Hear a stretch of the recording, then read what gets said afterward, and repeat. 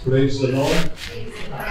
Aurangabad Jesus calls prayer टावरमध्ये पुन्हा एकदा 2024 या नवीन वर्षात येण्याची परमेश्वराने संधी दिली.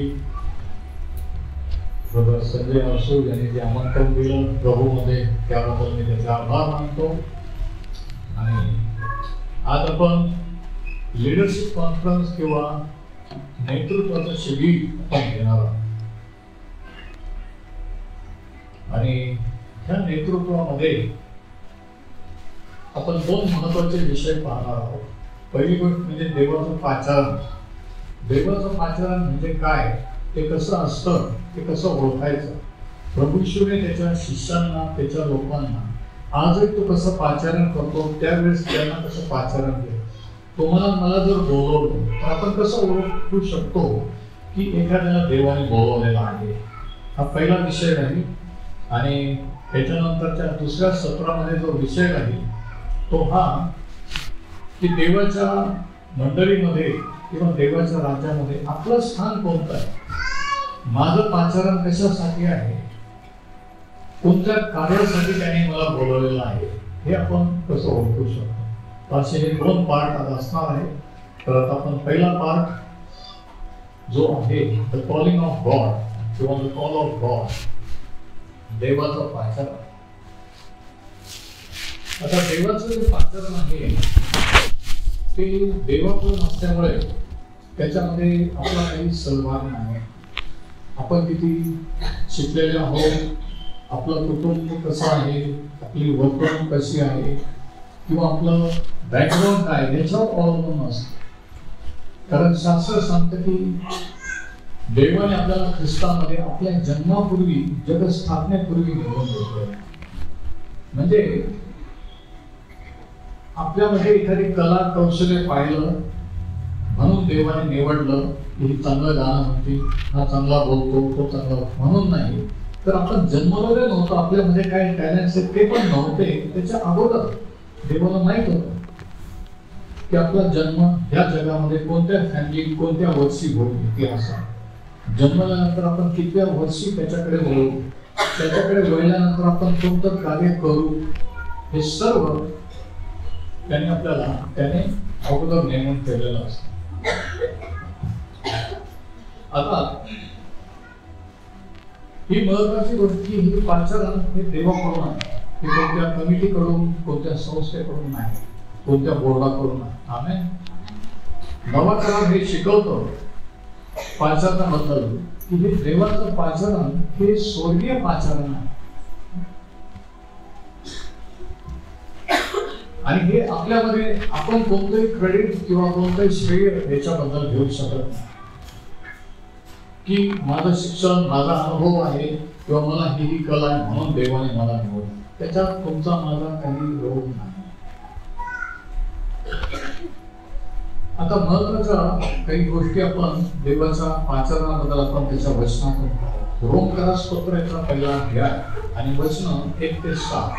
रोमन्स चॅप्टर 1 वर्सेस 1 to 7 या ठिकाणी रोमकरांना लिहिताना पाहू पाचारणाबद्दल काय लिहितो.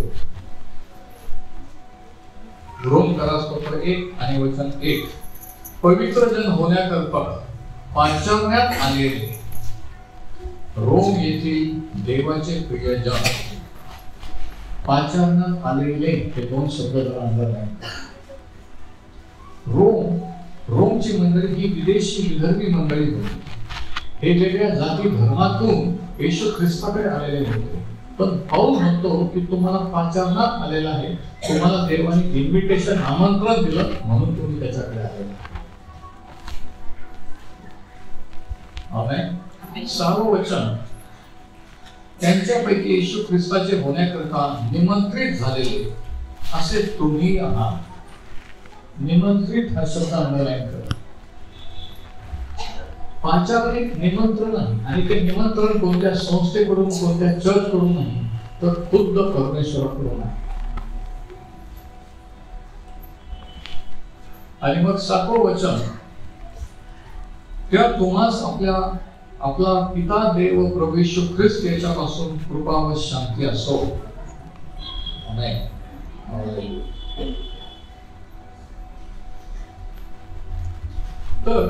पाऊल या ठिकाणी पाचारणाविषयी सांगतो.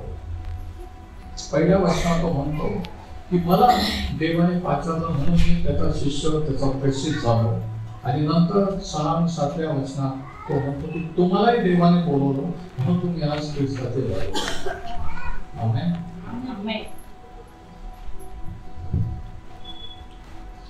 आपला देवाशी जे नातं आहे किंवा तो संबंध आहे तो ह्या पाचारणावर अवलंबून आहे. म्हणजे काय? म्हणजे हे की जर देवाने आज तुम्हाला मला बोलवलं नसतं तर मी इथं उभं राहून हे काम करत नसतो, तुम्ही इथं बसून हे ऐकत नसतो. किती जण मला बोलवलं म्हणून मी इथं आहे, मी हे कार्य करीत आहे. तुम्हाला पाचारण केलं म्हणून तुम्ही आज इथे आले. म्हणजे देवाशी आपलं जे नातं आहे ते पाचारणावर अवलंबून आहे. सुरुवात आपल्याकडून नाही, सुरुवात देवाकडून झाली. आपण म्हणतो की मी त्याच्याकडे आलो, त्याने मला अनुभव दिला, पण त्याने त्याची दया, त्याची कृपा केली आणि एक दिवशी असं त्याच्याकडे ओढून घेतलं. तर त्याने जर ओढून घेतलं नसतं तर मी येऊ शकलो नसतो, तुम्ही येऊ शकलो नसतो. म्हणून पाचारणाची सुरुवात ही आपल्यापासून आहे तर देवापासून होत असते. आता प्रभू येशू ख्रिस्ताने त्याच्या शिष्यांना शिष्य होण्याकरिता कसं पाचारण केलं, कसं बोलवलं हे जर आपण वाचलं. मत्तेकृत सुवर्तमान प्रभू येशूने त्याचे शिष्य कसे निवडले. मत्तेकृत सुवर्तमान याचा 4था अध्याय आणि वचन 18 ते 22 या ठिकाणी हे वर्णन, हा वृत्तांत आहे. पहिली गोष्ट आपण ही समजली पाहिजे की निवड ही देव करत असतो. देव परमेश्वर हा सार्वभौम आहे. सार्वभौम म्हणजे ज्याला कोणाची परवानगी घ्यावी लागत नाही की मी असं करू, की जो कोणाचाही सल्ला घेत नाही, त्याला म्हणतात की सार्वभौम देव.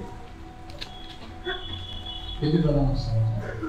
देव सार्वभौम आहे म्हणजे काय की देवाला कार्य करण्यासाठी कोणाची माणसाची परवानगी घ्यावी लागत नाही, कोणाचा सल्ला घ्यावा लागतो. तो स्वतः ठरवतो आणि तो स्वतः करतो. तो सार्वभौम देव आहे. वचन 18 आणि 19 बघा. नंतर गालील समुद्राच्या काठी चालत असता त्याने पेत्र म्हटलेला शिमोन व त्याचा भाऊ आंद्रिया या दोघा भावांना समुद्रात पार टाकताना पाहिले किंवा जाळं टाकताना पाहिले, कारण ते मासे धरणारे होते. एक दिवशी परमेश्वराचं समुद्र किनाऱ्यावरून चालत असताना बरेचसे मासे धरणारे जाळं टाकत होते समुद्रात मासे धरण्यासाठी. आणि त्या दोघांकडे प्रभू येशूचं लक्ष आहे. त्यांचं प्रभू येशूकडे नाही, प्रभू येशू ख्रिस्ताचं लक्ष त्यांच्याकडे आहे. आणि तुम्हाला सांगतो ज्यावेळेस देवाचं लक्ष आपल्याकडे जातं ना तेव्हा काहीतरी होत असतं. तेव्हा आपण जसं असतो तसं कधी राहत नसतो. फक्त त्याचं लक्ष आपल्याकडे येत आहे. किती जणांची आज इच्छा आहे की त्याचं लक्ष तुमच्याकडे जावं, त्याने तुमची भेट घ्यावी. प्रभू येशूचं लक्ष त्यांच्याकडे गेलं आणि वचन 19 मध्ये त्याने काय म्हटलंय का? त्याने त्यांना म्हटले माझ्या मागे चला म्हणजे मी तुम्हाला मनुष्य धरणार करेन. छोटस एकच वाक्य, जास्त सविस्तरपणे काही सांगितलं नाही, जास्त मोठं लेक्चर दिलं नाही, जास्त काही खुलासा केला नाही. एकच ओळीमध्ये सांगितलं माझ्या मागे या आणि मी तुम्हाला मासे धरणार. एकदम सिंपल, एकदम प्रॅक्टिकल.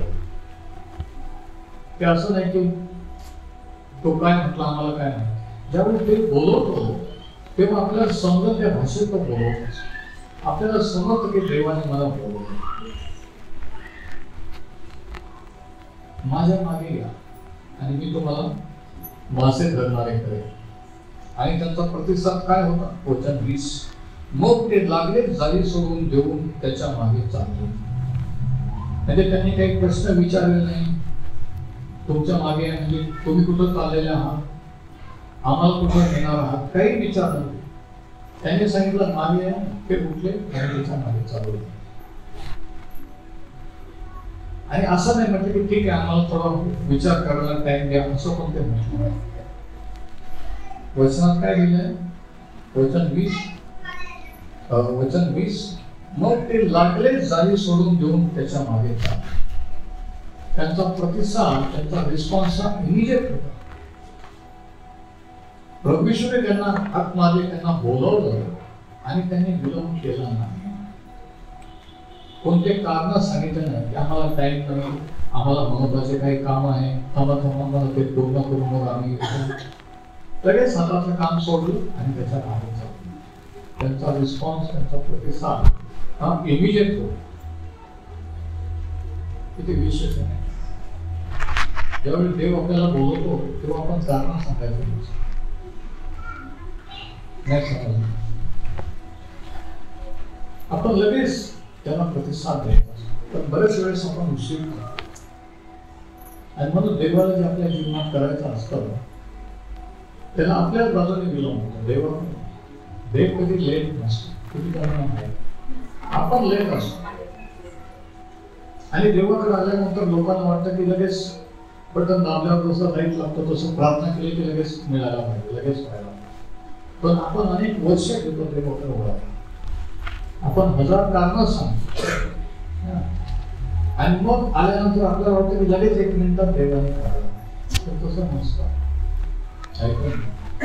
परमेश्वर हे कसं कार्य करतो आणि कसं नाही हे आपल्याला आधी माहित आहे. बऱ्याच लोकांना आधार विश्वास म्हणजे त्यांना वाटतं की प्रार्थना करून झालं तर होईल किंवा देवाची इच्छा असली तर होईल, पण काही आयडिया नसते की तो कोण आहे, तो कसं कार्य करतो, त्याला आपला प्रतिसाद किती आवश्यक.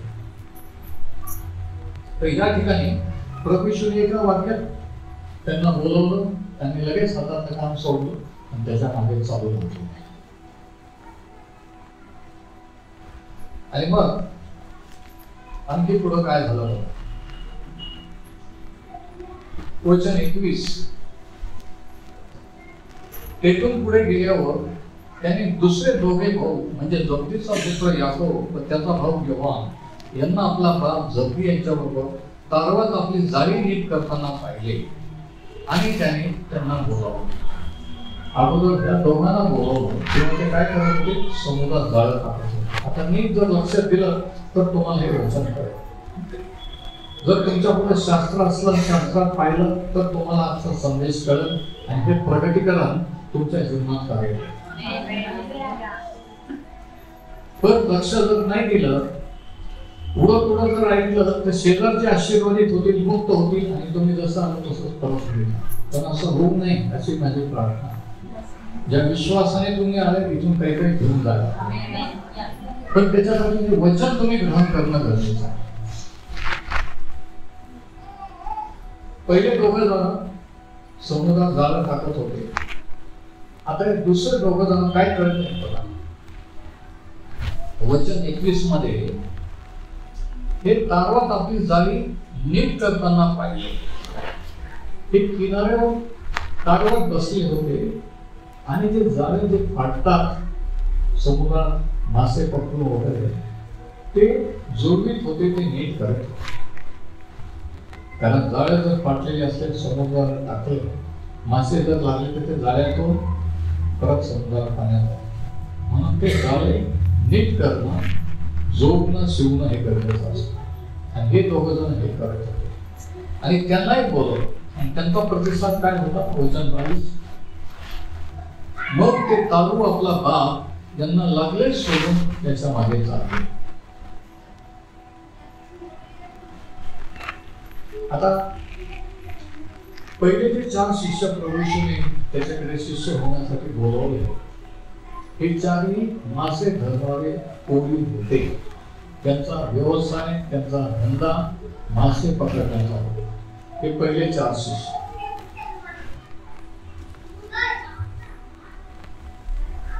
ते चर्चला जाणारे, प्रार्थना करणारे, चांगले वागणारे नव्हते, पण त्यांचा व्यवसाय काय होता हे अगोदर शास्त्रात सांगितलं. आणि ते त्यांच्या कामात धंद्यात बिझी असताना प्रभू येशू ख्रिस्त त्यांना बोलवले. आता कोळी मासे धरणाऱ्या लोकांचं एक वैशिष्ट्य असं की ते कधी वातावरणाचा हवामानाचा विचार करत नसतात. सरकारी नोकरीत असताना जेव्हा माझी बदली रत्नागिरी या ठिकाणी झाली समुद्र त्यावेळेस रोज संध्याकाळी नवीन शहर नवीन लोक कोणी ओळखीचं नाही फक्त ऑफिसून आल्यानंतर संध्याकाळी जाऊन समुद्र किनाऱ्यावर बसायचे आणि मग कसे पडाव येतात जहाज येतात मग ते कोळी मासे काढतात सॉर्टिंग करतात आणि मग बाजारात नेतात ते पाहिजे.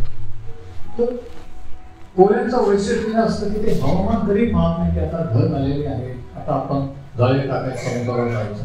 म्हणून आपण टीव्हीवर पाहतो पेपरला पाहतो की पावसाळ्याच्या दिवसामध्ये वॉर्निंग द्यावं लागतात की मच्छीमारांनी समुद्रावर जाऊ नये. किती जणांना हे टीव्हीवर पाहिजे कारण ते बेधडक लोक असतात. ते कोणत्याही संकटाला घाबरत नसतात. ते डेअरिंगबाज लोक असतात. त्यांना सांगावं लागतं की जाऊ नका नाही तर तुम्ही बोलू नका मग ते आहे. आणि अशा प्रकारचे लोक प्रभू येशूने त्याचे शिष्य होण्यासाठी निवडले की जे परिस्थितीचा विचार करत नाही हवामानाचा विचार करत नाही. आता सगळं छान झाल्यावर आज खूप ऊन आहे आज खूप पाऊस आहे असं म्हणत नाही. काही असं तरी ते त्यांच्या कामावर राहत असतात. आणि किती आश्चर्याची गोष्ट प्रभू येशूने असे शिष्य असे लोक पहिले त्याचे शिष्य होण्यासाठी निवडले. 18व्या वचनात आपण वाचतो की पहिले दोघं जण समुद्रावर जाळे टाकत होते आणि 21व्या वचनात वाचतो की दुसरे दोघं जण जे बोलवले ते जाळे नीट करत होते. आता इकडे समुद्रावर जाळे टाकणं म्हणजे येशू ख्रिस्ताच्या सुवार्तेची घोषणा करणं. Proclaiming the gospel. आणि जाळे नीट करणं. जाळं टाकल्यानंतर सुवार्ता गाजवल्यानंतर काही लोक विश्वास ठेवून ख्रिस्ताकडे वळतात. त्या जाळ्यात सापडतात. किती जणांना समजतात जसे मासे जाळ्यात राहतात पण मग नंतर जाळे किनाऱ्यावर आणलं जातं आणि मग ते नीट करून सॉर्टिंग केलं जातं. आणि हे दोघे जण जाळे नीट करत होते म्हणजे काय की देवाचे लोक देवाची मंडळी यांना व्यवस्थित करणे मंडळीला व्यवस्थित रीतीने सांभाळणे किंवा टिकवणे. आता आजकालचं बरंचसं कार्य हे एवढं प्रभावी का होत नाही कारण जाळे फाटलेले आहे. जाळे म्हणजे देवाच्या लोकांचे देवाच्या सेवकांशी एकमेकांशी असलेले संबंध. जर सेवक पाळत लोक एकत्र आले ऐक्याने आणि एकत्रित मिळून जर लोक समुदायावर सुवार्तेचं जाळं फेकलं तर काय ही जे मासे धरलेले ते टिकून राहते. पण संबंध नीट नसल्यामुळे जाळे फाटलेले असल्यामुळे काय होतं की जे पकडलेले मासे पण परत पाण्यात जातात. देवाकडे आलेले लोक पण परत मागे जातात. किती जणांना समजतं काय बोलतो कारण झालं. तर ह्या दोन गोष्टी दोन प्रकारच्या सेवा लागतात. जाळं टाकणं म्हणजे सुवार्ता प्रसार आणि जाळं नीट करणं म्हणजे मंडळीचं कार्य. जर कोणी लिहित असेल तर हे 2 पॉईंट लिहून त्या जाळ्याला भूकंप पडलेले होल पडलेले याचा अर्थ की आपले संबंध एकमेकांशी नीट नाही आहेत.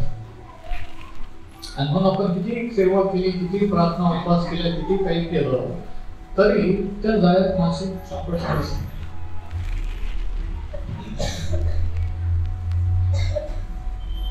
तर हे दोन चित्र हे प्रेषितांच्या कार्याचे चित्र आहे. सुवार्ता कार्य आणि मंडळीचं कार्य. जाळं टाकणं आणि जाळं नीट करणं.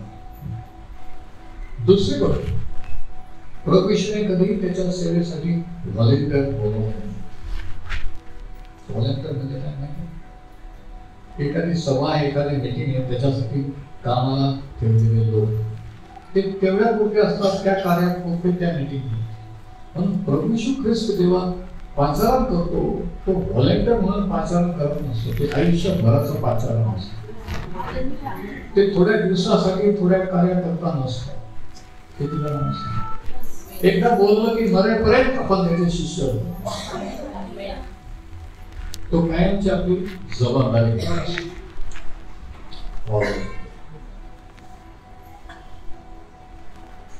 आता आणखी एक गोष्ट या ठिकाणी आपण जे पाहतो की यांचं लक्ष प्रभू येशूकडे नव्हतं, पण बाकीचे लोक समुद्र काम करत असताना प्रभू येशूचं लक्ष त्यांच्याकडे गेलं आणि त्याने त्यांना बोलवलं. म्हणजे परत तोच महत्वाचा पॉईंट की पाचारण देवाकडून नसतं. आपण स्वतःला निवडत नसतो, तो आपल्याला निवडत नाही समजलं. आणि त्याची जी निवड आहे ती कोणी त्यांचं करू शकत नाही. कोणीतरी ऐकत आहे, कोणाला तरी सांगा. त्याने वरून निवड केल्यानंतर जगाचं कोणतरी चर्च, कोणतीही संस्था तुम्हाला तुमचं नाव फोडून टाकू शकत नाही. तुमचं नाव स्वर्गात केलं. म्हणून पाचारण हे वरून असतं, माणसाकडून नाही. ते लक्षात आहे. तर हे प्रभू येशूची निवड आहे. लूक शुभवर्तमान याचा 9वा अध्याय आणि वचन 57 ते 62 आपण वाचू. लूक 9 की या पाचारामध्ये कशाचा समावेश असतो. पहिला पॉईंट आपण पाहिलं की पाचारण कसं असतं. पाचारण देवाकडून असतं. पाचारण आपल्या व्यवसायावर, काम धंद्यावर, क्वालिफिकेशनवर अवलंबून नसतं की आपण किती शिकलेले आहोत, किती उच्च घराण्यातले आहोत, आपल्याजवळ किती काय, याच्यावर अवलंबून नसतं. हे देवाच्या निवडीवर अवलंबून असतं. दुसरी गोष्ट, ह्या पाचारणात दुसरा पॉईंट की कशाचा समावेश. What does it calling involve. Look 9 आणि 57व्या वचनापासून आणखी काही शिष्यांना जे प्रभू येशू ख्रिस्ताने पाचारण केलं त्यांचा प्रतिसाद कसा होता आपण पाहूया. तेव्हा असे झाले की ते वाटेने चालत असता एकाने त्याला म्हटले, आपण जिथे कुठे जाल तिथे मी आपल्या मागे येईन. कोणीतरी येतो आवेशाने आपण प्रभू येशूकडे म्हटलं की आपण जिथे जाल तिथे. जसं एखाद्या प्रार्थनेचं उत्तर मिळाल्यानंतर, कोणी बरं झाल्यानंतर, मोठं काम झाल्यानंतर म्हणतात बरोबर तुम्ही जे सांगा ते आम्ही देवासाठी काही कराल त्या. तर ते थोड्या दिवसापुरतं असतं. ते जोश मध्ये बोलून टाकतात. तसंच ह्या माणसाच्या बाबतीत की तुम्ही जाल तिकडे मी तुमच्या मागे. आणि पुढं प्रभू येशू काय म्हणतो त्याला. वचन 58 येशू त्याला म्हणाला, खोकडाच वेळी आकाशातल्या पाखरात सोडली आहे, पण मनुष्याचा पुतळा डोकं टेकण्यास ठिकाण नाही. तुला जर वाटत असेल की माझा मोठा बंगला आहे, मोठं घर आहे, सुरक्षा आहे, सगळं ऐशाराम, तो म्हणतो की तसं नाही. वचन 59 त्याने दुसऱ्या एकाला म्हटले माझ्या मागे, पण तो म्हणाला प्रभूजी पहिल्याने मला माझ्या बापाला पुरवायला जाऊ द्या. म्हणजे आधी माझ्या कुटुंबाची जबाबदारी मला पूर्ण पार पाडू द्या. माझे कुठे वयस्कर आहेत, माझे घरची व्यवस्था मी करीन, सेटवाईट करीन, मग आपल्या मागे. किती जण अजूनही माझा ऐकत आहे, किती जण अजूनही माझ्या सोबत आहे. हे दुसऱ्याने हे कारण सांगितलं. पहिल्याने जोश दाखवला की तुम्ही जिकडे जाल तिकडे ये. प्रभू येशूने हे सांगितल्यानंतर की मनुष्याच्या पुतळ्याला डोकं टेकायला जागा नाही, मला कोणतं परवान घर ठिकाण नाही. तो काही बोलला. दुसरा माणूस म्हणतो की मला माझ्या घराची व्यवस्था लावायला जाऊ द्या, मग मी तुमचा शिष्य होतो. आणि प्रभू येशूने काय उत्तर दिलं. वचन 60 तो त्याला म्हणाला, मेलेल्यांना आपल्या मेलेल्यास करू दे, तू जाऊन देवाच्या राज्याची घोषणा कर. प्रभू येशू ख्रिस्त त्यावर आणखी एकाने म्हटले. अजून एक जण बघा, हे 3 वेगवेगळ्या टाईपचे लोक तेव्हा होते, आजही आहेत. आणि तुम्ही आणि मी कोणत्या कॅटेगरीत बसतो हे आपल्याला पाहायचं आहे. तिथे तेव्हा होते असं म्हणून विसरायचं नाही, कारण हे देवाचं वचन आहे. त्यावर आणखी त्याने एकाला म्हटले प्रभूजी मी आपल्या मागे येईन, परंतु पहिल्याने मला आपल्या घरातल्या मंडळीचा निरोप देऊ द्या.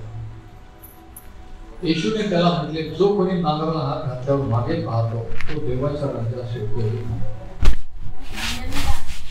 देवाचं पाचारण कॉल एकदाच येत असतो. जर त्यावेळेस काही कारण सांगितले, काळाकाळ केली, देवाला महत्व दिलं नाही, तर परत देव बोलविल का ती संधी देते याची गॅरंटी नाही. आमेन.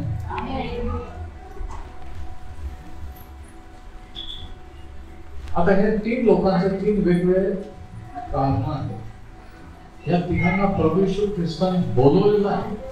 फेस टू फेस त्यांची भेट झालेली आहे. किती मोठं सौभाग्य आहे. आज तुम्ही त्या ठिकाणी असता तर विचार करा की येशू ख्रिस्त तुमच्याशी बोलताना तुम्ही कारण सांगता. त्याने ते मिस केलं. आज अनेक लोक मिस करतात. त्याने ती संधी गमावली. म्हणून देवाचा पाचारणात काय समावेश असतो? दुसरा पॉइंट, सर्वस्वाचा त्याग. सर्व काही पणाला लावून सर्व काही त्याग करायला आपण तयार असू तरच आपण ते शिष्य होऊ. हा दुसरा पॉइंट जर तुम्ही लिहून देत असाल.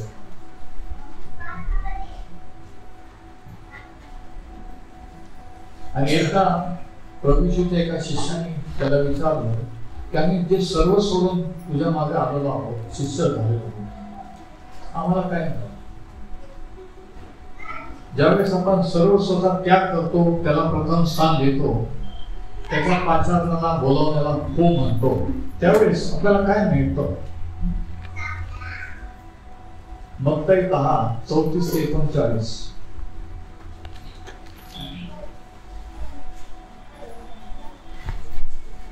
या ठिकाणी प्रभू येशू म्हणतो, मी पृथ्वीवर शांतता चालवायला चालू असे समजू नका. मी शांतता चालवायला चालवे तर तलवार चालवायला चालवे. तर मुलगा व बाप, मुलगी व आई, सून व सासू या विरोध पाडण्यास मी आलेलो आहे. म्हणजे काय की कुटुंबातले सगळेच एकाच वेळेस देवाकडे वळत नाही. एक व्यक्ती येते, दुसरा व्यक्ती वळत नाही, तो विरोध करतो. किती जणांचं लक्ष आहे? नवरा देवाकडे होतो, बायको वळत नाही, ती विरोध करतो. बायको वळते, नवरा विरोध. प्रभू येशू ख्रिस्त म्हणतो की तलवार चालवायचा. एकाच वेळेस सगळी फॅमिली देवाकडे नाही, त्या कुटुंबातलं एक जण कोणीतरी देवाला हो म्हणतात, ते देवाकडे, आणि बाकीचे विरोधात होतात. म्हणजे कुटुंबामध्ये फूट पडते, जसं विभाजन होतं.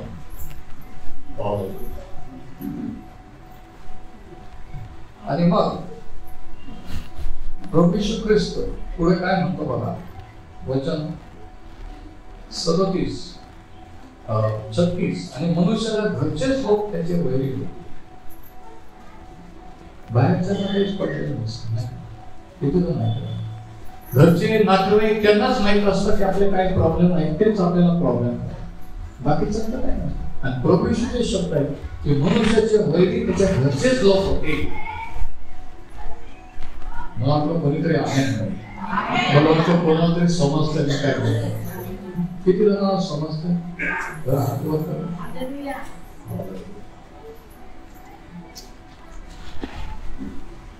वचन 39, वचन 38. मत्ती सुवर्तमान 10 आणि 37 पासून आपण वाचू. जो माझ्यापेक्षा आपल्या बापावर किंवा आईवर अधिक प्रीती करतो तो मला योग्य नाही. जो माझ्यापेक्षा मुलावर किंवा मुलीवर अधिक प्रीती करतो तो मला योग्य नाही. म्हणजे प्रथम स्थान आपल्या कुटुंबातील व्यक्तीला नाही, तर प्रथम स्थान जेव्हा आपण प्रभू येशूला देतो, म्हणजे याचा अर्थ आपण आपल्या मुलावर, आपल्या कुटुंबातील व्यक्तीवर प्रीती करायची नाही असं नाही, पण आपलं पहिलं प्रेम किंवा प्रथम स्थान आपण देवाला द्यायला. कारण त्याच्यावर प्रीती केली तर तो आपल्यावर प्रीती करेल, तरच आपण आपल्या कुटुंबातील प्रिय व्यक्तीवर प्रीती करू शकतो. वचन 38. आणि जो आपला वधस्तंभ उचलून घेऊन माझ्या मागे येत नाही तो मला योग्य नाही. म्हणजे पहिली गोष्ट, प्रिय व्यक्तींपेक्षा प्रभू येशूला प्रथम स्थान देणं. दुसरी गोष्ट, जो आपला वधस्तंभ उचलून घेऊन माझ्या मागे येत नाही तो मला योग्य नाही. वधस्तंभ कशासाठी होता? स्वतःचा अर्पण करण्यासाठी. वधस्तंभ हे मरणाचं प्रतीक. वधस्तंभ उचलून प्रभू येशूच्या मागे येणं म्हणजे काय? की त्याच्यासाठी आपल्या इच्छा आकांक्षा, आपले प्लॅन हे जरी पूर्ण नाही झाले, जरी ते वधस्तंभावर जसे खेळले गेले, मरून गेले, तरी मी तयार. जरी त्याच्यासाठी छळ झाला, विरोध झाला, जीव जरी गेला तरी मी तयार आहे. म्हणजे वधस्तंभ उचलून त्याच्या मागे, म्हणजे स्वतःचा नाकार, स्वनाकार.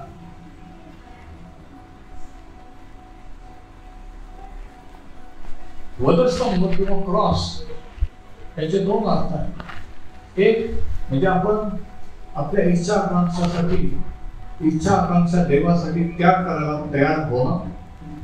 दुसरी गोष्ट क्रॉस म्हणजे ज्या ठिकाणी आपल्या आणि देवाचे विचार, आपल्या आणि देवाचे प्लॅन क्रॉस होतात.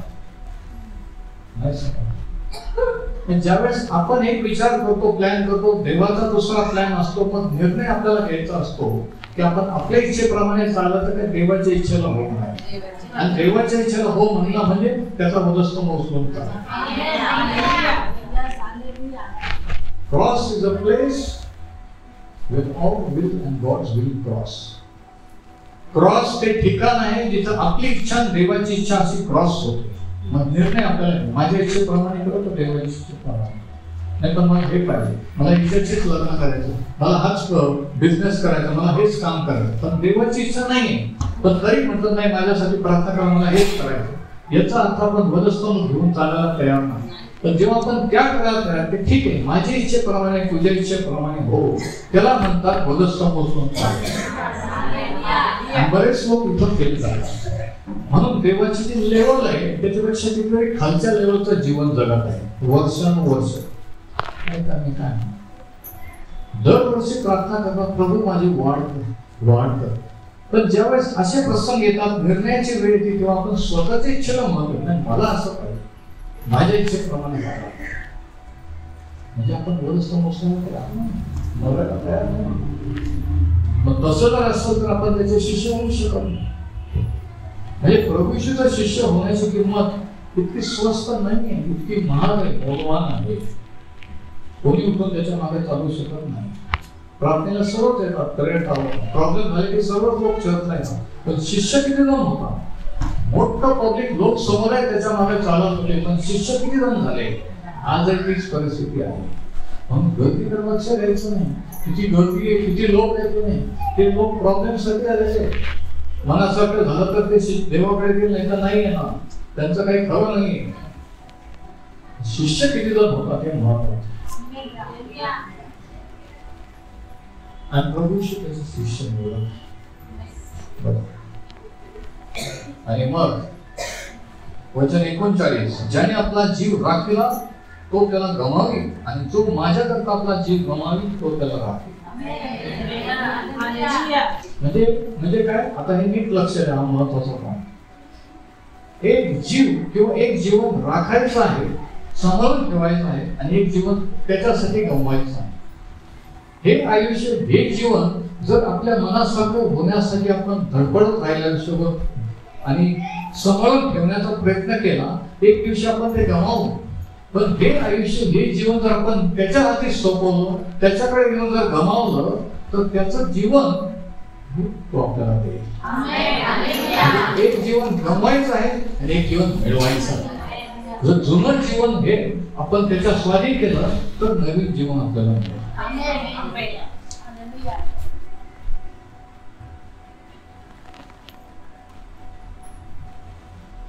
आणि मग मत्ते 16, 24 आणि 25 या ठिकाणी आणखी प्रभू येशूने काय म्हटलं बघा. मत्ते 16, 24 आणि 25. मग येशूने आपल्या शिष्यांना म्हटले, माझ्या मागे येण्याचे कोणाच्या मनात असेल तर त्याने आत्मनिग्रह करावा, स्वतःचा नकार करावा. मी म्हणतो तसंच झालं पाहिजे. देवाने माझं ऐकलंच पाहिजे. का बरं ऐकत नाही? मी एवढी प्रार्थना करतो, उपवास करतो, मी एवढं हे करतो, तसं नसतं. तो देव आहे, आपण मानव. कोणी कोणाचं ऐकायचं, आपण त्याचं ऐकायचं की त्याने आपलं ऐकायचं. आपण नाही ऐकायचं, पण आपल्याला वाटतं की नाही त्याने आधी माझं ऐकलं पाहिजे. हा आपला प्रॉब्लेम आहे. म्हणून बरेच जण बरं होत नाहीत, मुक्त होत नाही. बऱ्याच जणांचे प्रॉब्लेम का सुटत नाही याचं कारण हे आहे. तर तुम्हाला वाटतं अगोदर देवाने तुमचं ऐकलं पाहिजे, त्याने ऐकलं तर मी त्याचं ऐकलं. पण तसं नाही. ही व्यवहाराची भाषा आपण देवाशी करू शकत नाही. हालेलुया. ही व्यवहाराची भाषा आहे. Give and take policy. ही देवाबरोबर चालत नाही. त्याने माझ्यासाठी हे केलं, मी त्याच्यासाठी ते करेन. हे असं देवाशी बोलायचं नसतं. देवाचं स्टँडर्ड दर्जा खूप हाय आहे. देवाचं आचरण खूप हाय आहे. कशा प्रकारचे शिष्य काही निवड, कशा प्रकारचे लोक देव निवड, जे लगेच त्याच्या पाचाराला हो म्हणतात, अरे वगैरे घेत नाही, कारण सांगायला, जे स्वतःला वधस्तंभावर फिरायला, स्वतःच्या इच्छा आकांक्षाला फिरायला तयार होतात, जे त्याच्या इच्छेला त्याला प्रथम स्थान देतात, ते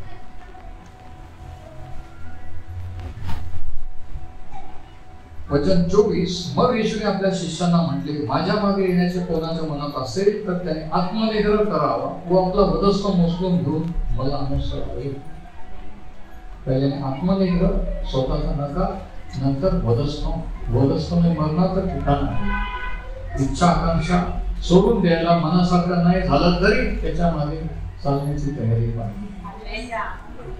वचन 25. कारण जो कोणी आपला जीव वाचवून पाहतो तो त्याला मुकेल, आणि जो आपला माझ्याकरिता आपल्या जीवाला मुकेल तो त्याला मिळेल.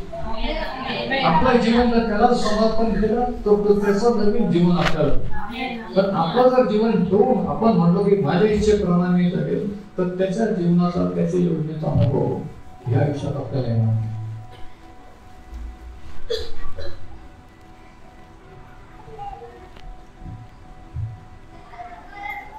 आपल्या जीवनाशी, तुमच्या जीवनाशी काय करायला हा तुमचा निर्णय.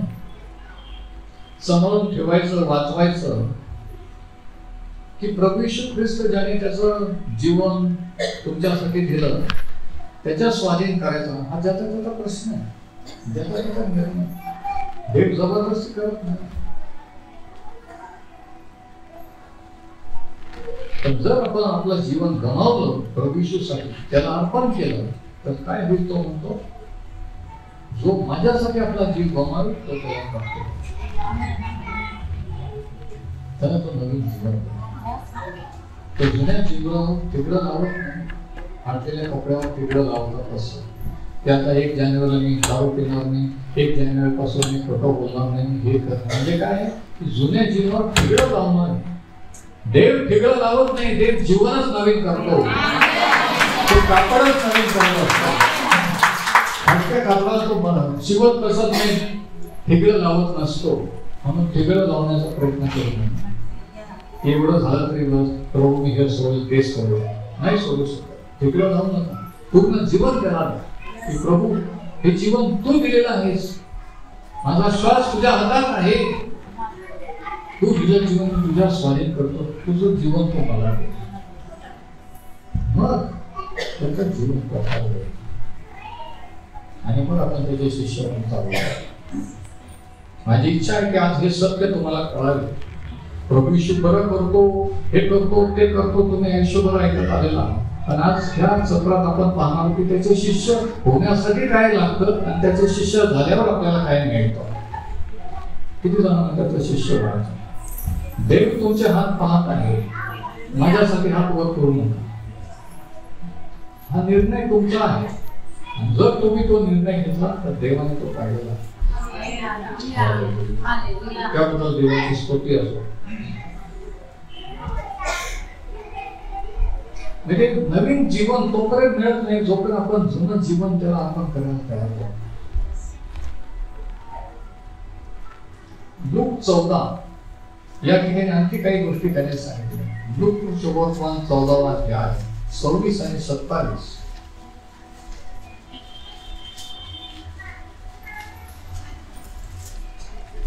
लूक सुवर्तमान 14 अध्याय 26 आणि 27. जो कोणी आपला वधस्तंभ घेऊन माझ्या मागे येत नाही त्याला माझं शिष्य होता येत नाही. त्याला माझं शिष्य होणं अवघड आहे असं नाही काही म्हणजे, माझं शिष्य होता येत नाही विशेष. जो कोणी आपला वधस्तंभ घेऊन माझ्या मागे येत नाही त्याला माझा शिष्य होता येत नाही. वचन 27 आणि वचन 26 मध्ये, कोणी माझ्याकडे येतो आणि आपला बाप आई बायको मुलं भाऊ बहिणींचा आपल्या जीवाचा द्वेष करीत नाही तर त्याला माझा शिष्य होत येत नाही. म्हणजे फॅमिली कुटुंबाच्या अगोदर त्याला प्रथम स्थान,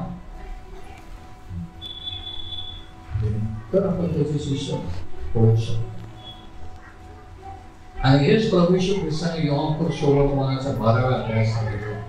योहान 12 मध्ये ज्यावेळेस त्याने तो दाखला सांगितला, आपण वाचू योहान सुवर्तमान 12 अध्याय 24 ते 26.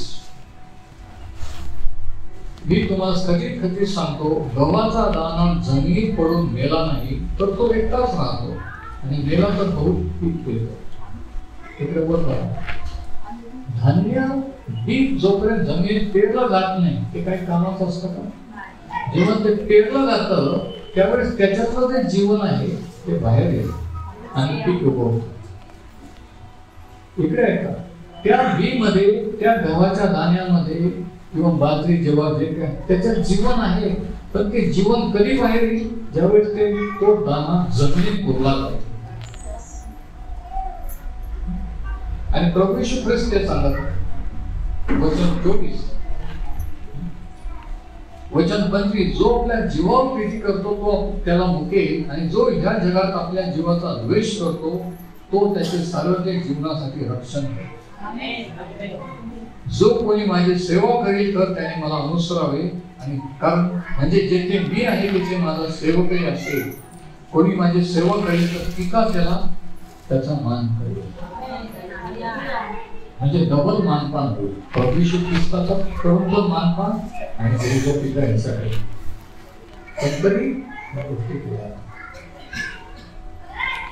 म्हणजे एक जीवन गमवायचं आहे, करून टाकायचं आहे, तर नवीन जीवन त्याच्यातून उगवणार. एक जीवन येशू ख्रिस्ताला समर्पण करायचं आहे तर नवीन जीवन तो आपल्याला देईल आणि ते आपल्याला नवीन जीवन जगतात. नाही समजलं. पण जोपर्यंत तुम्ही तुमचं जीवन प्रभू येशूला देत नाही तोपर्यंत नवीन जीवनाचा अनुभव तुम्हाला घेता येणार नाही. फक्त तिकडं नको, प्रॉब्लेम झाला, ब्रेक डाऊन माझ्यासाठी प्रॉब्लेम, परत थोड्या दिवसांनी दुसरा प्रॉब्लेम झाला, परत या कोणीतरी प्रार्थना करा. आपण आयुष्यभर तिकडं जाऊ, पण देवाची इच्छा आहे की आपला पूर्ण जीवनच नवीन करायचं, पूर्ण कापडच नवीन करायचं. मग कोणतं चालतं? ठेकलं लावणं चालणं की नवीनच कापड देणं? जीवन, जीवन आपण जेव्हा त्याला देतो तेव्हा त्याचं जीवन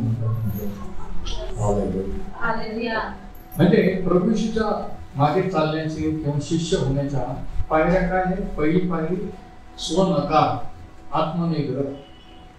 मला पाहिजे, मला वाटतं असं नाही, तर तुझी काय इच्छा आहे तुझ्या इच्छेप्रमाणे असं म्हणा.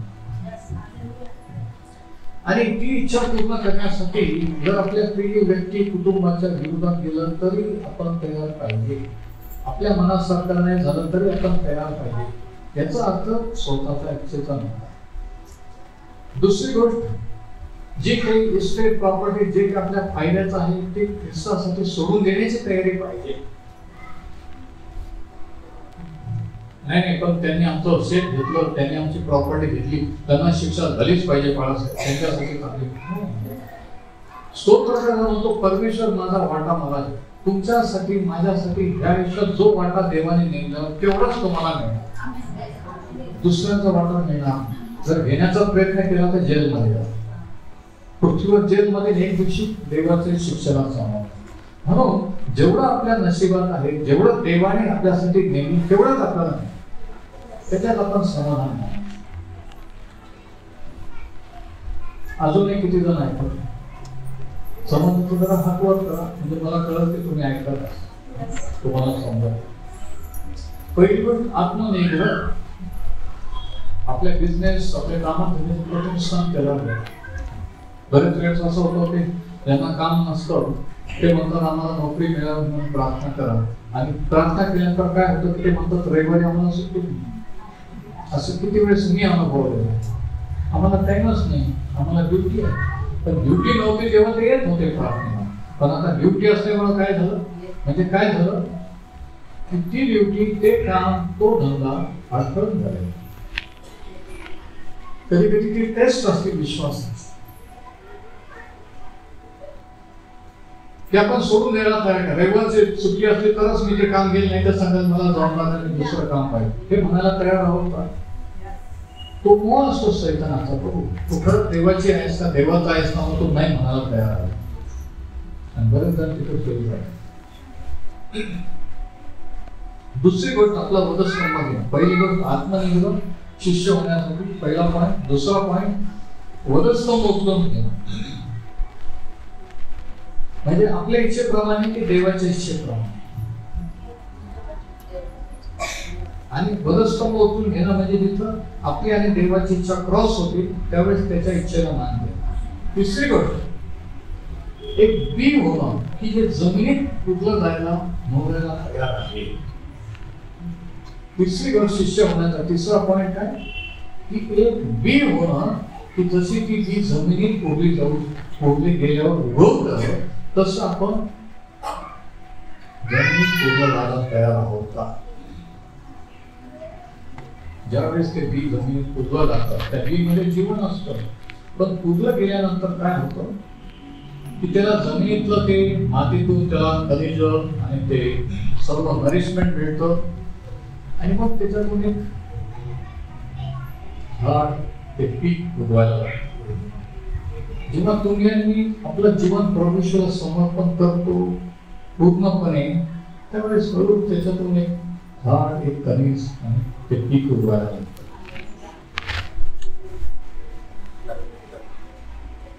आणि त्याला नवीन जीवन असतं. आणि प्रभू येशू ख्रिस्त जीवन द्यायला आहे. धर्म माणसाला धर्माची जीवनाची गरज आहे. माणसाला नियमांची, नियमशास्त्राची नाही, जीवनाची गरज आहे. माणूस मरणाकडे चाललेला. मेलेल्या माणसाला लेक्चरची गरज नसते की तू हे कर, ते करू नको. त्याला जीवनाची गरज असते. त्याला जीवन कसं मिळेल ते जीवन द्यायला पाहिजे.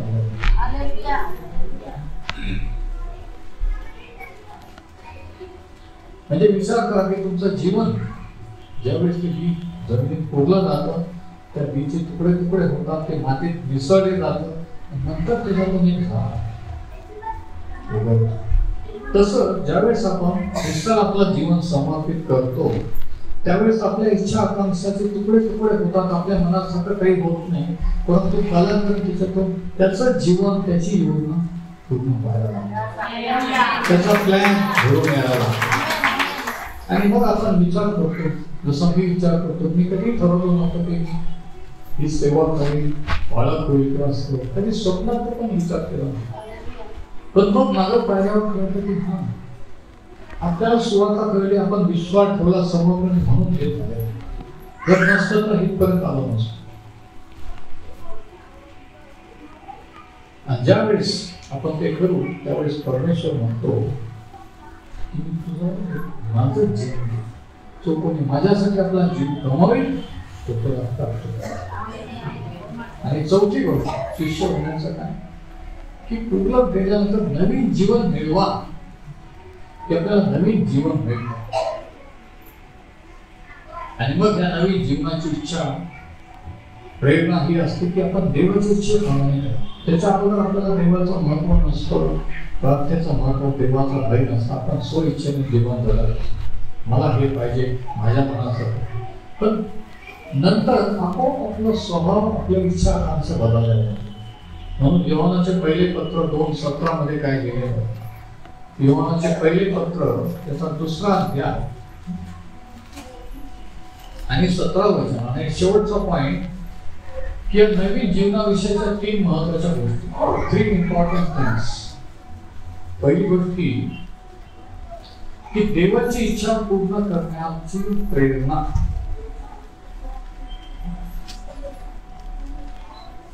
पहिले योहान 2 आणि वचन 17. आणि जग व त्याची वासना ही नाहीशी होत आहे, पण देवाच्या इच्छेप्रमाणे करणारा सर्व काळ देवाच्या इच्छेप्रमाणे करणारा सर्व काळ टिकतो. त्याला कोणी नष्ट करू शकत नाही, पराभूत करू शकत नाही. तिथे जर अजूनही ऐकत आहे, जर टिकून राहायचंय, शेवटपर्यंत अडळ राहायचंय, तर देवाची इच्छा त्याची योजनेला मानते. आपली इच्छा फेल जाते, पण देवाची इच्छा कधी फेल जात नाही. आपण प्लॅन करतो, मी असं करेल तसं करेल, पण ते आपण घडवून नाही आणू शकत. पण देवाने जर प्लॅन जो केलेला, आपण जर त्याला हो म्हटलो, तर देव तो प्लॅन आपल्या जीवनासाठीचा घडवून आणतो. त्याला कोणी अडवू शकत नाही, त्याला कोणी अडवू शकत नाही, घरचे नाही बाहेरचे. कारण तर देवाची योजना, ही देवाची योजना कधी फेल जात नाही. म्हणून पहिली गोष्ट देवाची इच्छा बद्दल काय, की नवीन जीवनाबद्दल 3 गोष्टी. पहिली गोष्ट काय, की हे नवीन जीवन मिळाल्यानंतर आपल्याला ओढ लागते की आपण देवाची इच्छा पूर्ण करावी. दुसरी गोष्ट, हे जे नवीन जीवन त्याचं शिष्य झाल्यानंतर मिळालं, या नवीन जीवनाची दुसरी गोष्ट, दुसरं वैशिष्ट्य रोमकरास पत्र 8 अध्याय 14 वचनात. आता हे बायबल स्टडी आहे म्हणून जरा लक्ष द्यायचं आहे. हे काही प्रार्थना किंवा उपदेश नाहीये, हे नीट लक्ष द्यायचं, शास्त्रामध्ये बघायचं आहे. रोमकरास पत्र 8 अध्याय आणि वचन 14. जितक्यांना देवाचा आत्मा चालवतो ते देवाचे पुत्र आहेत.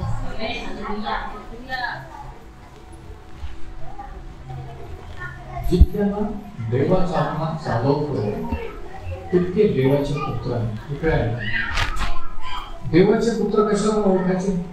देवाचे पुत्रांनी काय,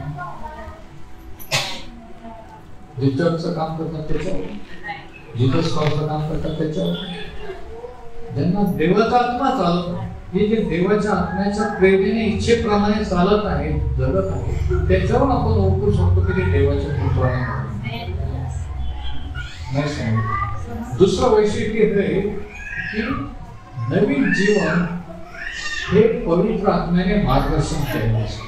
जे नवीन जीवन प्रभूवर विश्वास ठेवल्याने आपल्याला मिळतं, ते जीवन देवाचा आत्मा आपल्याला चालवतो, तो आपल्याला मार्गदर्शन करतो. कोणता धंदा करायचा, कोणाशी लग्न करायचं, कोणता बिझनेस करायचा, कोणता निर्णय घ्यायचा, तो आपल्याला सुचवतो. देवाचा आत्मा आपल्याला सुचवतो. कोणाकडे समजतं. आणि तिसरं वैशिष्ट्य हे मातृशोवर्तमान दावा द्या, की सर्व काही प्रभूला समर्पण केल्यानंतर आपल्याला काय मिळेल, आपला काय फायदा. मातृशोवर्तमानाचा दावा द्या. आणि हाच प्रश्न एकदा एका शिष्याने प्रभूला विचारला की आम्ही सगळं सोडून तुझ्या मागे चालत आहोत रात्रंदिवस, आम्हाला काय मिळणार. पण अगोदर ते चालायला लागले, नंतर प्रश्न विचारला. पण आज लोक प्रभूकडे वळण्याच्या अगोदरच विचारतात की मला काय नाही. मातृशोवर्तमान दावा द्या. आणि प्रभूने त्याला काय उत्तर दिला बघा, वचन 28. पेत्र त्याला म्हणू लागला, पहा आम्ही सर्व सोडून आपले अनुयायी झालेलो आहोत किंवा आपले शिष्य झालेलो आहोत. येशूने उत्तर दिले, मी तुम्हाला खचित सांगतो, ज्याने माझ्याकरता व सुवार्तेकरता घर, भाऊ, बहिणी, आई, बाप, मुले किंवा शेतं सोडली आहे, अशा कोणाही इस्माला या संकटकाळी 100 पट घरे, भाऊ, बहिणी, आया, मुले व शेते यांच्याबरोबर पाठलाग व येणाऱ्या युगात सार्वकालिक जीवन मिळाले वाचून राहणार. आता हे वचन परत बघा. आणि दुसऱ्या सत्रात मला लहान लेकर ह्या ठिकाणी खेळताना नको, कारण सर्व आवाज आता याच्यात रेकॉर्ड होणार. जेव्हा तुम्ही रेकॉर्डिंग ऐकाल तुम्ही सगळ्या पोरांचे आवाज आहे. तर कृपा करून विनंती राहील की लहान लेकर तिकडे सुद्धा तरी करा, इथं जवळ नको. वचन 29, मार्क 10:29. येशूने उत्तर दिले, मी तुम्हाला खचित खचित सांगतो, ज्याने माझ्याकरता व सुवार्ते करता. त्या वचनात बघा, शास्त्र तुमच्या डोळ्यापुढे असेल.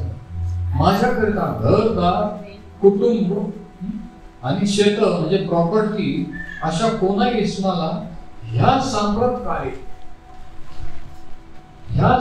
काळी हे दोन शब्द अंडरलाईन करा. म्हणजे ज्या आयुष्यात एक दिवशी माझे प्रॉब्लेम सुटतील, एक दिवशी मला काही अडचण नाही, तो म्हणतो ह्या आयुष्यात, येणाऱ्या आयुष्यात तर मिळेल, पण ह्या आयुष्यात सुद्धा सांप्रत काळी काय लिहिलेलं आहे? 100 पट. किती पट? कोणती बँक आहे का जगामध्ये ती 100 पट व्याज देणारी? माहिती आहे का? इथं किंवा फॉरेनला आहे का? कितीला नाही का बँक? अशी कोणती बँक आहे का ती 100 पट व्याज देणारी आहे का? प्रभू येशू ख्रिस्त म्हणतो, माझ्यासाठी जर तुम्ही एवढा त्याग केला तर ह्यापेक्षा तुम्हाला 100 पट घरदार, मुलं बाळ, जे काही तुम्ही माझ्यासाठी गमावलं ते मी तुम्हाला अनेक पट करून परत देवाचं एक तत्व आहे, जे आपण त्याला देतो ते आपल्याला तो परत देत असतो. त्या लहान मुलाने त्याचं जेवण दिलं, प्रभू येशूने आशीर्वाद करून परत जे थोडंसं जे त्याला दिलं नंतर तो बहुगुणित करून परत देतो. गरज त्याला नसते, गरज आपल्याला असते. पण जोपर्यंत आपल्या हातात असतं ते इकडं आहे का, तोपर्यंत थोडंसंच असतं. पण जेव्हा त्याच्या हातात जातं तेव्हा ते जास्ती होऊन आपल्याकडे परत. हे जर कळलं तर ज्यांना जगातला आपल्या हातातला पैसा लोक सोडावंसं वाटत नाही ना, त्यांना कळतं की सैतान मला फसवीत आहे. सैतान म्हणतो नाही, तू जर दिलं तर ते जाईल, तुला परत मिळणार नाही. नाही, देवाला ते नको आहे, ते आपल्याला गरज आहे. पण त्याला दिल्यानंतर तो काय म्हणतो, ते अनेक पट करून परत द्या. म्हणजे तुम्हाला दिलं म्हणजे गेलं, संपलं असं नाहीये. ते अनेक पट करून आपल्याला कळत नाही. तुम्ही वेळ द्या, तुम्हाला वेळ कळत नाही. तुम्ही लोकांना देवासाठी प्रेम द्या, तुम्हाला प्रेम कळत नाही. तुम्ही दुसऱ्यांसाठी प्रार्थना करा, तुम्हाला त्यांच्या प्रार्थना कळत नाही. जे काही तुम्ही द्या, तुम्ही पैसा द्या, पैसा देईल तुम्हाला कळत. देवाचा राज्याचा नियम, जगाचा नियम काय आहे की मिळवा, काही करून कोणत्याही रीतीने मिळवा, फसवी करून मिळवा, लुबाडून मिळवा. पण देवाच्या राज्यात आल्यानंतर नवीन जीवनाचा नियम काय, जे आपण त्याला देतो ते बहुगुणित करून आपल्याला परत. ते कायमचं जात नाही, ते आपल्याला परत नाही. अब्राहामाने त्याचा पुत्र इसाक अर्पण केला, देवाने त्याला परत दिला. त्याच्यापासून एक देश इस्रायल राष्ट्र देवाला दिल्यावर परत मिळतं का? हो. सैतान तुम्हाला फसवू नका, लोकांना तुम्हाला फसवू नका. ते देवाला घेऊ नको बरं का. तुझं जीवन सर्वात करू नको, तू मिळी घुसशील नाही.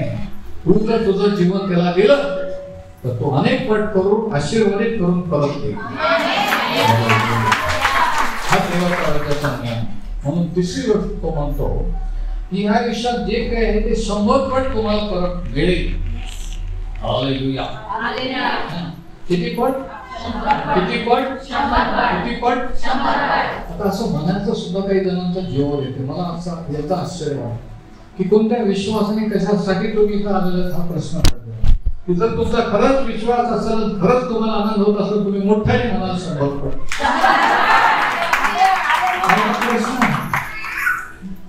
औरंगाबाद खेळ रावचे लोक इतके खंडे असू शकतात, इतके परक्यासारखे वापरू शकतात देवाशी. मला वाटलं की ते खूप प्रार्थना आहेत.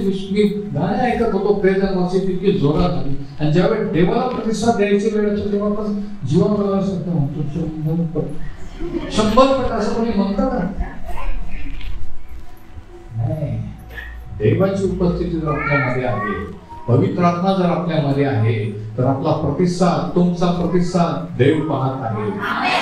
तुम्ही कसे बसलेले आहात, कसे पाहत आहात, कसे ऐकत आहात. प्रभू येशू म्हणतो तुम्ही कसे ऐकता याविषयी जपा, तो पाहत आहे. म्हणून जेव्हा प्रार्थना करू तेव्हा काय होणार आहे ते तुमच्या प्रतिसादावर ते होणार आहे. माझ्या प्रार्थनेमध्ये नाहीये, तुम्ही कसा प्रतिसाद दिला त्याच्यावर. तुम्ही विश्वासाने दिला तर थंड प्रतिसाद दिला, तर रागाने पाहत बसले, तर जर झालं तर मी विश्वास ठेवी, नाही तर परत कधी येणार नाही. हे देव पाहत आहे, त्याच्यावर काय होणार हे अवलंबून असतं. परमेश्वर अंतकरण पाहतो, उत्तर देण्यात येतो. प्रार्थना म्हणजे जादू नाही, परत एकदा सांगतो, अंतकरण पाहणं. तो आपले विचार घेऊन ओळखतो. म्हणून 3 गोष्टी या नवीन जीवनात, हे नवीन जीवन मिळाल्यानंतर देवाची इच्छा पूर्ण करण्यासाठी आपल्याला प्रेरणा. दुसरी गोष्ट, हे नवीन जीवन पवित्र आत्म्याच्या मार्गदर्शनाने चालवलं जातं. देवाचा आत्मा आपल्याला चालवतो. आणि तिसरी गोष्ट, प्रभू येशू पुढे वळल्यानंतर ह्या आयुष्यात जे काही आपल्या गरजा आहेत त्यात तो पुरवतो. त्याची जबाबदारी ठरते. तुम्ही जर तुमचा जीव त्याच्या हवाले केला तर तुम्हाला सांभाळण्याची, तुमच्या मुलाबाळांना सांभाळण्याची जबाबदारी तो स्वीकारतो. म्हणावं लागत नाही की देव हे करील का, त्याने हे दिलं तर बरं होईल, मला ही नोकरी लागली तर बरं होईल, ही गरज नाही. तुम्ही जर त्याचे झाले तर तो म्हणतो, तुझ्या पुत्रा जे काही माझं आहे ते सर्व तुझं आहे. तुझ्या पुत्रासारखं जर आज कोणी येईल तर तो म्हणे, जे काही माझं आहे ते सर्व तुझं आहे. परमेश्वर तुमच्या आशीर्वादित करो. आता आपण इथेच थांबू आणि दुसऱ्या सत्रामध्ये आपल्याला कोणतं दान, कोणतं पाचारण आहे, आपण कसं ओळखू शकतो हे पाहू. यावेळेस